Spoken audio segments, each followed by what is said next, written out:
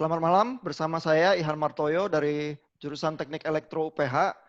Malam ini kita akan bicara tentang satu pemikiran dari Karl Marx yang seringkali membuat heboh dan kontroversi di dalam labeling ataupun diskusi, tetapi sedikit sekali esensi yang dibicarakan. Nah, malam ini kita akan kuliti bersama.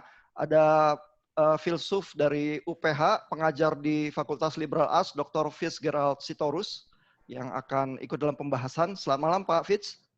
Selamat malam Pak Ihan. Kami juga bersama Pak David Tobing, juga dosen dari Fakultas Liberal Arts, biasanya mengajar filsafat di UPH. Selamat malam Pak David. Selamat malam Pak Ihan. Saya juga bersama Pak Chandra Han, beliau mengajar teologi di Teachers College UPH. Selamat malam Pak Chandra. Ya, selamat malam Pak Ihan. Oke, jadi kita ngobrol tentang Karl Marx. Dia pribadi yang sangat menarik. Setelah mengerjakan disertasi, tidak dapat posisi profesor di Jerman, malah menjadi redaktur surat kabar di Rheinische Zeitung di Köln. Tetapi surat kabarnya di Bredel, terus dia harus pindah-pindah kota dan berakhir di London ya. Dia pindah ke Paris, pindah ke Brussels, terus terakhir di kehidupannya di London dan dalam keadaan cukup miskin. Apa sebenarnya yang dia pikirkan, Pak Fitz? Oh, itu pertanyaan yang menarik ya. Apa yang sebenarnya yang dia pikirkan itu? Saya pikir kalau kita mau menarik satu hal dari pemikiran Karl Marx gitu ya, kita bisa menarik tema bahwa yang menjadi tema utama dari seluruh hidupnya dan perjuangannya adalah sebenarnya pembebasan manusia dari segala bentuk penindasan gitu ya. Saya pikir itu yang senantiasa menjadi tema utama atau benang merah pemikirannya. Jadi seluruh perjuangan dia, baik dalam bidang politik yang membuat dia harus mengungsi, dan sampai meninggal dia sebenarnya stateless, ya. Sampai meninggal dia tanpa kewarganegaraan, dan sampai meninggal dia selalu menggunakan nama samaran, ya. Itu fakta yang menarik juga. Anak-anaknya pun memanggil dia bukan dengan Karl Marx atau dengan Karl atau Marx, tapi dengan nama lain.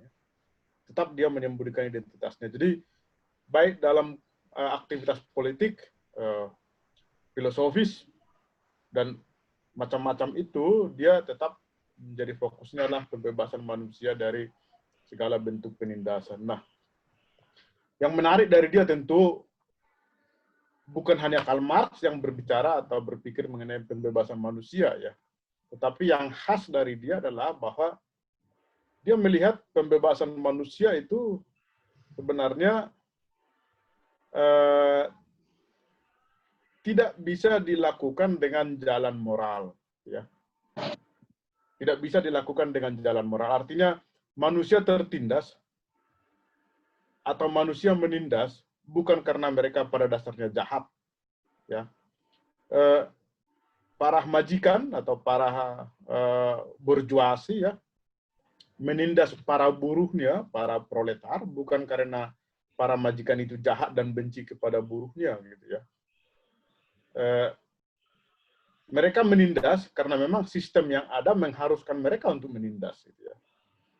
Jadi sistem ekonomi kapitalistik yang eksploitatif, yang tidak adil, ya, yang tidak manusiawi itu, ya, dan sistem ekonomi yang juga harus mengutamakan kompetisi agar mereka bisa bertahan hidup, para industri itu mengharuskan mereka harus menindas para buruh, gitu ya.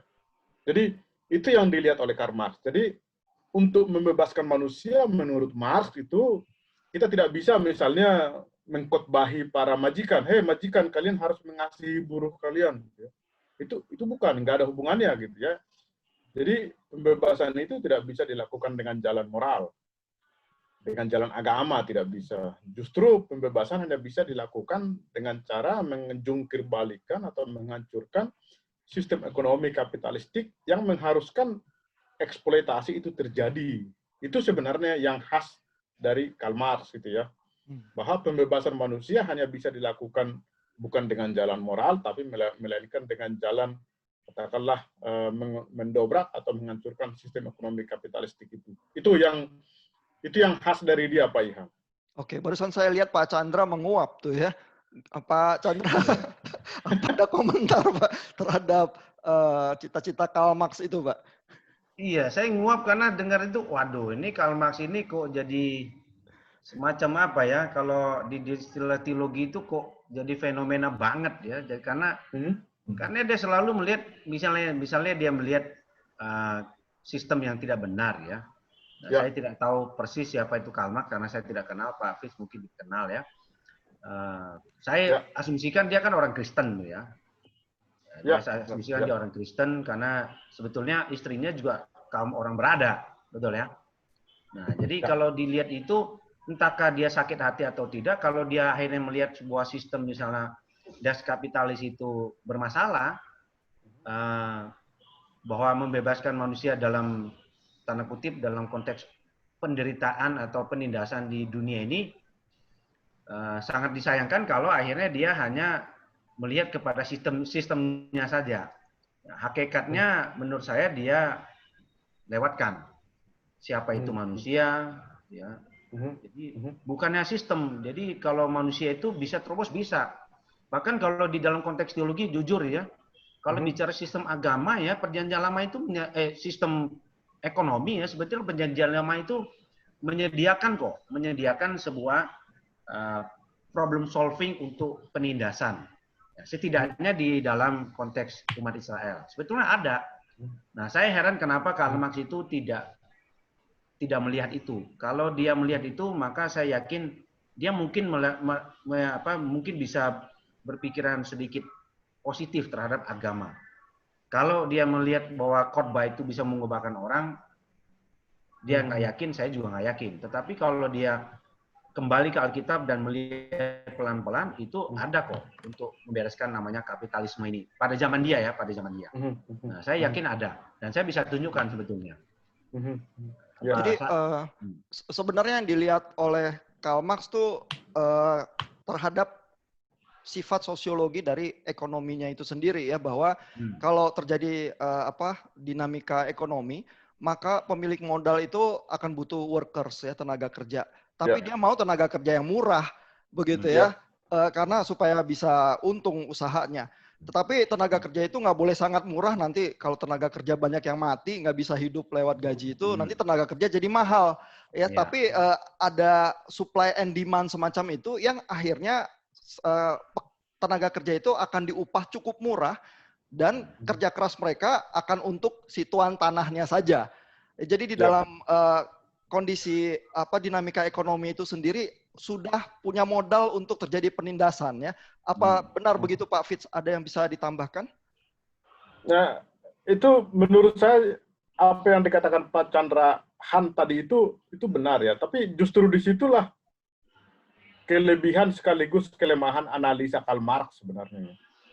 Jadi kelebihannya di situ tapi di situ juga kelemahannya. Artinya dia mereduksi seluruh perkembangan masyarakat ya pada level ekonomi ya.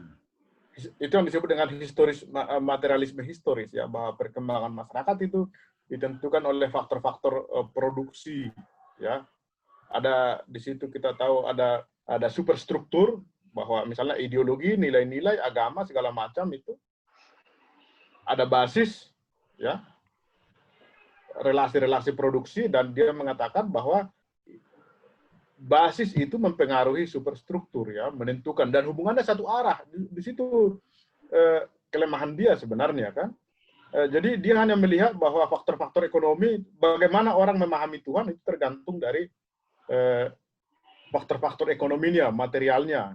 Menurut dia begitu. Justru di situ sebenarnya karakter reduksionis dari analisa dia. Dia mereduksi semuanya itu pada level ekonomi. Yang dikatakan Pak Chandra itu justru itu menjadi kritik kepada Karl Marx sebenarnya, bahwa bukan hanya ekonomi yang mempengaruhi bagaimana orang beragama, tapi bagaimana orang beragama itu juga mempengaruhi bagaimana orang berekonomi. Ya. Misalnya dari Max Weber misalnya dalam Etika Protestan kita tahu bahwa nilai-nilai agama juga mempengaruhi bagaimana orang berekonomi. Nah, jadi apa yang dikatakan Pak Chandra itu justru itu bisa menjadi kritik sebenarnya kepada Karl Marx gitu ya. Dia terlalu miskin menganalisa masyarakat, mereduksinya hanya pada level ekonomi semata gitu ya. pendekatan yang sangat ekonomistik gitu ya.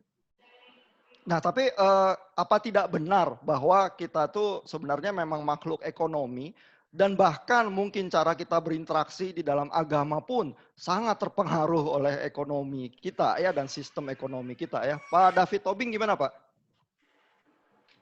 Iya, saya kira yang ya, diletakkan tesisnya Karl Marx itu ya, materialisme historis artinya sejarah itu tidak lain dari pertarungan di tingkatan ekonomi antara pemilik modal dan yang kelas pekerja gitu ya. Nah, mengapa bisa begitu ya? Sebetulnya salah satu akar di dalam penjelasannya Karl Marx, kalau saya tidak keliru ya, mungkin ada ya konsep properti hak milik ya. Jadi kalau Karl Marx, kalau saya tidak salah, dia membayangkan sebuah masyarakat pada awalnya itu masyarakat itu kolektif. Jadi sepenuhnya sosial. Ini barangkali bisa menjadi sebuah simplifikasi ya, tapi saya membayangkannya dari yang sempat saya baca ya, dia membayangkan masyarakat itu sepenuhnya sosial. Apa konsekuensi dari sepenuhnya sosial? Konsekuensinya adalah ketika dia menghasilkan sesuatu kerja, mengubah bahan baku menjadi barang jadi gitu ya, bernilai guna gitu ya. Pada saat itu barang yang diberikan itu bisa disirkulasikan secara bebas pada siapapun. Jadi kalau dia membuat kursi, kursi itu demi masyarakat, bukan demi pembeli.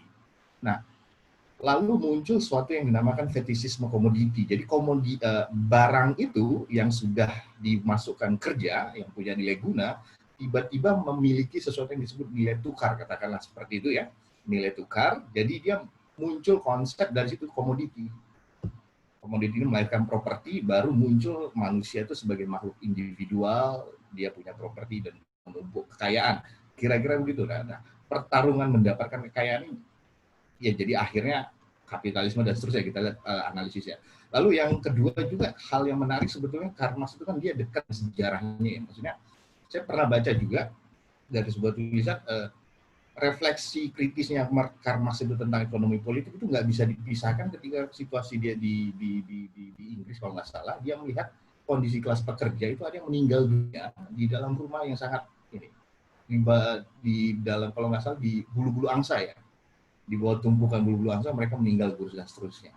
Kan saya kira kalau Karl Marx itu belajar filsafat sampai tingkat doktoral dan layak menjadi pengajar seperti yang disampaikan Pak Ihan, namun karena sesuatu hal dia tidak bisa, saya kira ada sebuah sensitivitas kepekaan ya, kepekaan kemanusiaan itu gimana bisa menjelaskan hal ini. Saya kira saya melihatnya di situ. Lalu yang menarik juga dari Karl Marx ini, kalau saya mungkin mereduksi ya, jadi saya sempat membayangkan misalnya bagaimana kita menjelaskan asal-usul kemiskinan gitu. Mengapa ada kemiskinan di dunia ini kira-kira. Sebetulnya kan kalau kita masuk dari agama bisa menjelaskan itu. Lalu kalau kita masuk dari versinya katakanlah kapitalisme secara kompak ya, secara pada sederhana ya, mengapa orang miskin? Karena dia tidak kompetitif. Titik. Lalu yang ketiga, kita punya jawaban yang ketiga, Marx. Mengapa orang miskin? Karena memang dia distrukturkan miskin. Maka tadi kalau Pak Sitorus bilang ini bukan persoalan agama, bukan penyelesaian moral, tapi struktur masyarakat, di mana tingkah laku masyarakat segala macam dideterminasi oleh struktur yang dinamakan kapitalisme. Nah, di dalam kondisi begini manusia hidup. Nah, tadi Pak Sitorus sudah menyitir sedikit, ini apakah semata-mata manusia dideterminasi oleh ekonomi? Itu jadi persoalan. Lalu apakah manusia semata-mata adalah makhluk sosial? Atau dengan kata lain, apakah kalau mau dibuat lebih ekstrim, apakah kita tidak butuh properti? Hak milik, misalnya ini kan properti saya. Bahkan kalau saya nggak tahu juga, saya nggak tahu kemungkinannya, kalau ditarik tubuh saya ini kan nggak bisa saya bagi sama masyarakat. Rasa ini jadi fenomenologi sifatnya ya. Jadi rasa sakit saya nih nggak bisa saya bagi masyarakat itu jadi ini ya. Tapi mungkin agak kalau yang marxisme itu jadi mungkin aneh juga pendekatannya saya, tapi saya coba melihat. Belum lagi kalau kita nanti perubahan masyarakat itu apakah determinasi ekonomi atau sebetulnya aksi, tindakan-tindakan yang dilakukan secara sadar oleh manusia, makhluk politik gitu ya. Ini maksudnya saya mau secara ringkas menggambarkan perubahan antara marxisme ortodoks kayak yang ini suatu saat pasti jadi nih. Komunisme tidak terelakkan lah, inevitable ya. Lalu yang keduanya Rosa Luxemburg mengatakan Ini nggak cukup hanya menanti proses mekanisme alam dalam tanda petik ya, sehingga tercipta masyarakat, tapi injeksi kekuatan manusia untuk mengubahnya. Saya kira mungkin di situ. Ya, jadi Pak David Tobing tadi menyebut bahwa Karl Marx sendiri meyakini bahwa revolusi kaum proletar itu terhadap kaum bourgeois itu akan terjadi dengan sendirinya secara otomatis begitu ya, karena kapitalisme itu nggak stabil begitu ya. Itu mengapa sampai dia berpikir begitu ya, Pak Fitz? Mungkin ada insights tertentu? Nah, itu yang diklaim oleh dia kan sebenarnya sebagai hukum sejarah ya, hukum perkembangan masyarakat ya. Bahwa revolusi itu akan niscaya terjadi ya. Jadi di sini kita lihat bahwa ini teori yang bersifat ilmiah dan objektif karena akan terjadi tanpa campur tangan manusia gitu ya. Di situ itu alasan dia. Ini akan senantiasa terjadi oleh karena itu teori ini ilmiah dan objektif karena akan berlangsung gitu. Cuma seperti tadi disinggung Pak David Tobing, para pengikut dia ada yang tidak sabar, itu kita harus berusaha mempercepat ini, melakukannya gitu ya. Dan misalnya seperti para Lenin dan segala macam itu justru berusaha untuk mempercepat proses ini gitu ya. Artinya mereka tidak sabar untuk menunggu proses seperti yang dikatakan Marx. Tapi Marx sendiri kan sebenarnya, tapi itu bukan ajaran Marx lagi, karena Marx sendiri menganggap ini teorinya ilmiah, lalu bahwa prediksi itu akan terjadi tanpa campur tangan manusia, tanpa usaha orang untuk merealisasikannya. Ya, jadi di satu sisi tampaknya ramalan Marx itu salah ya, karena kapitalisme hidup terus juga ya, dan revolusi-revolusi seperti yang dia yakini akan terjadi dengan sendirinya tidak terjadi begitu ya. Tapi di sisi yang lain bahwa banyak pekerja pabrik masih meninggal kecelakaan industri dengan sangat menyedihkan, ditindas oleh mesin ekonomi, even di zaman sekarang juga masih terjadi ya. Jadi bagaimana Pak Chandra usulannya menyikapi ajaran-ajaran Karl Marx? Jadi kalau menurut saya begini ya, kalau saya sebagai seorang teolog, tidak bisa kita berangkat dari fenomena masyarakat yang ada. Jadi mau nggak mau kita harus berangkat dari nilai-nilai apa yang sebetulnya diyakini kita. Misalnya kalau seperti tadi Pak Fitzgerald sama Pak David ya, kalau misalnya seorang Karl Marx itu meyakini bahwa nilai manusia itu nilai ekonominya sangat penting ya, terus materi itu sangat penting bagi dia, maka menurut saya dia berangkat dari sebuah titik tolak yang salah. Sehingga jangan heran kalau dia nanti mengeluarkan ide pendapat dia yang nanti menjadi teori, pasti akan kacau juga. Sehingga, jadi bagi saya kalau mau menerobos apa yang dilihat oleh si Karl Marx itu, mau nggak mau dia harus mulai dari nilai yang paling hakiki dari si manusia itu. Karena kalau dia bicara sistem apapun, tetap saja selama itu masih manusianya yang mengatur, suatu kali yang proletar kalau dia menjadi bourgeois, dia mungkin akan melakukan hal yang sama. Dia tidak akan membela kaum proletar juga, sama aja. Jadi at the end kalau menurut saya, pada akhirnya kita harus kembali kepada siapa yang mempunyai kapital itu. Siapa sih yang dapat ada di sisi kaum bourgeois yang melakukan praktek seperti ini. Memang kita bicara sistem ini kan sangat besar ya. Nah, karena sangat besar itulah makanya tidak mungkin memakai kacamata tertentu melihat kondisi A langsung ditangani dengan sebuah konsep yang besar. Kita harus lihat yang lebih besar. Kalau saya ditanya, maka yang lebih besar itu adalah ya apa yang Allah kerjakan, tidak ada yang lain. Jadi harus mau nggak mau kembali kepada sebetulnya apa sih yang diyakini si Marx itu ya mengenai nilai-nilai yang hakiki itu. Siapa sih manusia? Apa sih yang namanya manusia kalau hidup benar tuh kayak gimana? Nah, kalau dia mengatakan bahwa kapitalisme itu dikritik, Abraham itu sangat kaya, sangat kaya. Abraham itu terlalu kaya bahkan. Ya itu, dan Alkitab tidak menyalahkan Abraham, justru itu kekayaan dari Allah dikasih terus. Belum ada pemerintahan. Nah, sementara waktu Musa memimpin orang Israel keluar dari Mesir, itu emasnya Mesir itu semua dikasih kepada orang Israel. Kaya sekali. Kepada siapa? Tentulah yang ngatur mau nggak mau si Musa. Ya, jadi menurut saya Marx itu lemahnya, atau kalau mau dikatakan kelemahannya, justru dia titik berangkatnya tidak berasal dari nilai paling hakiki dari manusia.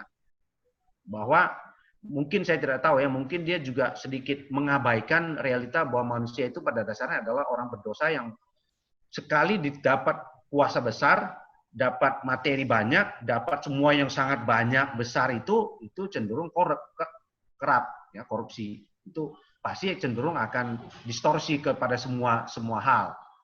Nah, itu yang menurut saya Marx tidak lihat sisi itu, sehingga dia fokus kepada sisi fenomena yang dia amati, yang terlihat, dia merasakan melahirkan iba, sehingga muncul dari semua itu dia memunculkan hal-hal yang sifatnya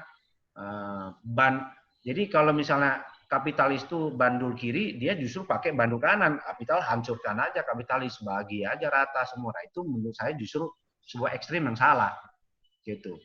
Oke, jadi Pak Chandrahan dari awal menunjukkan bahwa ada sisi-sisi yang luput ya dari analisisnya Karl Marx, dan Karl Marx itu memang diakui Pak Fitz juga reduksionis ke arah ekonomi dan sosiologi yang dia analisis di situ saja begitu ya. Nah, tapi kalaupun begitu, kalaupun tereduksi ya, apa tidak ada sumbangannya untuk kita zaman sekarang? Pak Fitz, bagaimana Pak? Nah, itu yang tadi dikatakan Pak Chandra itu benar, tetapi itu tidak bisa menurut saya terlalu kita lebih-lebihkan ya. Artinya begini, bagaimanapun kalau kita memperhatikan kritik Marx itu, apakah itu bisa dikatakan 50% benar atau tidak gitu. Artinya bagaimana dia melihat dimensi ekonomi material dalam perkembangan masyarakat ya. Memang itu tidak sepenuhnya benar, tapi juga tidak sepenuhnya salah. Ya, saya mau mengatakan mungkin sekitar 75% itu benar juga gitu ya. Artinya baik pada zaman dia, seperti tadi dikatakan Pak David Tobing, bahwa kapitalisme awal itu memang sangat tidak manusiawi ya. Kemiskinan para buruh itu sangat nyata ya. Bahkan Karl Marx sendiri, kalau nggak salah 4 dari 9 Ya, anaknya atau berapa itu meninggal karena kurang gizi ya. Nah, itu kelihatan sekali bahwa memang faktor-faktor material itu sangat menentukan perkembangan masyarakat. Sangat kelihatan sampai sekarang misalnya, bahkan juga sampai ke gereja yang mau dibela oleh Pak Chandrahan itu gitu ya. Jadi memang yang dikatakan Pak Chandra tadi itu benar pada tataran dasolen gitu ya. Pada level yang ideal, bahwa manusia itu memang seperti yang dikatakan Pak Chandra ya. Tapi Karl Marx itu tidak bertolak dari yang ideal itu masalahnya. Karl Marx bertolak dari yang real gitu ya. Yang dikatakan Pak Chandra itu tidak salah gitu ya. Cuma analisa itu fakta itu tidak terdapat dalam kenyataan itu hanya dalam teori gitu ya. Bahwa manusia itu ideal dengan ciptaan Allah segala macam, itu tentu kita tidak sangkal ya. Tapi Marx melihat dalam kenyataan bukan itu yang terjadi. Artinya ini kalau kita mau melihat kritik dia dari sudut pandang ekonomi ya. Artinya bahwa memang tidak bisa disangkal faktor ekonomi material itu sangat menentukan ya, sangat menentukan perkembangan masyarakat, termasuk perkembangan bagaimana orang beragama mungkin ya. Bagaimana orang berkomunikasi dengan Tuhan juga sangat ditentukan, tentu tidak 100% ya, tapi itu ditentukan oleh dimensi ekonomistik gitu ya. Jadi artinya Marx itu ya sekalipun tidak 100% benar, tetapi kebenaran apa yang dikatakan itu bisa 75% barangkali. Bagaimana misalnya sekarang ideologi uang, materi itu mempengaruhi segalanya. Ya. Jadi saya pikir di situ salah satu letak kontribusi Marx, sehingga dan itu yang membuat kemudian kalau problem kemiskinan terjadi karena orang terlalu berorientasi pada materi, justru itu menyebabkan ketidakadilan dan ketimpangan ya. Saya pikir seperti itu Pak. Artinya kalau kita mau melihat apa yang dikatakan oleh Karl Marx, justru menjadi sangat relevan sebenarnya. Ya, karena pada zaman sekarang pun dimensi-dimensi ekonomi itu sangat mempengaruhi perkembangan masyarakat dalam segala bidang ya, termasuk pada level yang paling suci sebenarnya. Ya, jadi walaupun teori Karl Marx bukan tanpa kelemahan, tetapi kritiknya masih berbicara sangat kuat ya, bahkan di zaman kita sekarang. Oke, ini baru mulai panas, kita akan masuk lebih detail di klip-klip berikutnya.